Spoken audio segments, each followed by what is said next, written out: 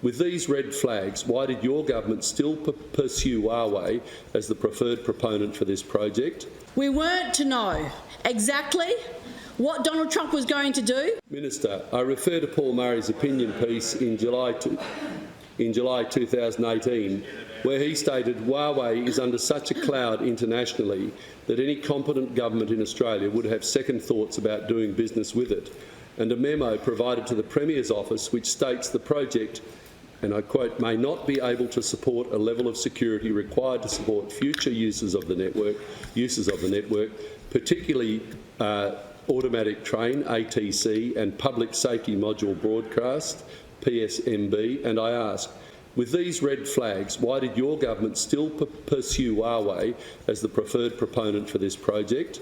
And is it fair that WA taxpayers should now foot the $6.6 million bill for this ill-advised decision? The Minister for Transport. For that question, but it also needs to be highlighted that the state government received advice from both state government and federal government agencies all along the way. And in relation to HUAWEI products, you might have realised that it's being used and has been used in these types of systems across the nation, in particular in New South Wales. You'd also be aware that it was used in a lot of componentry for a lot of telecommunications throughout the state. So we sought advice, we received advice, and we went with the procurement process. Now, of course, because of the massive diplomatic and trade issues that occurred between Donald Trump and China, the situation changed. And we weren't to know that what was going to occur between Donald Trump and China, and as a result that changed the course of events. So we acted on advice all along the way, and we have now gone out for a new process, a new tender, and of course the market has changed.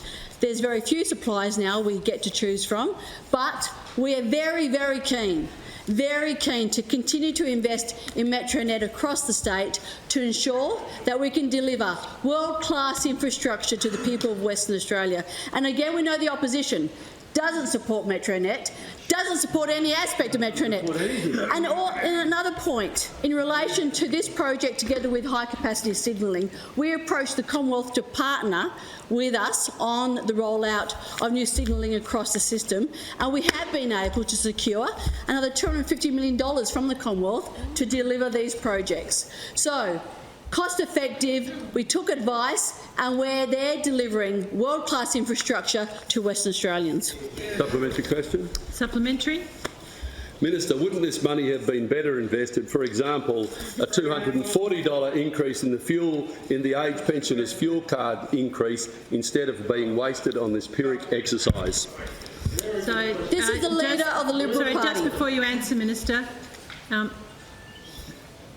your question, supplementary question, introduced a brand new topic, which it shouldn't, but I'll ask the Minister to respond briefly. The leader of the Liberal Party that increased electricity prices by 97% while spending $25 million on Max Light Rail members, who spent $20 million to prepare the sale of Fremantle Port.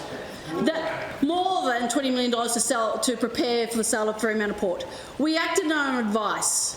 We were caught up in one of the major diplomatic disputes across the world between Donald Trump and China. That's what happened.